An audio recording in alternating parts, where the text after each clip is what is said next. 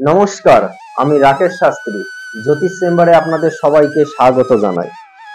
আজকে আমি আলোচনা করব আর্থিক উন্নতি নিয়ে।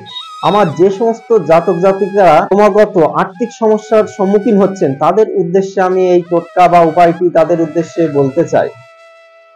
আপনারা প্রতি শুক্রবার আপনাদের মানি ব্যাগ পার্সে বা টাকা রাখার স্থানে 5টি সবুজ এলাচ রাখবেন এবং প্রতি শুক্রবার আপনারা এই পুরনো এলাচটি পরিবর্তন করে জলে ভাসিয়ে দেবেন এবং সেখানে আবার নতুন 5টি এলাচ রেখে দেবেন। এর ফলে আপনাদের আর্থিক অবস্থা, আর্থিক উন্নতি ধীরে ধীরে খুবই ভালো হবে, আর্থিক সমস্যা কেটে যাবে। এর ফলে আপনারা প্রত্যেকেই খুবই উপকৃত হবেন। আশা করছি আমার এই টোটকাটি আপনাদের খুবই সহযোগিতা করবে। নমস্কার, আপনারা সবাই ভালো থাকবেন।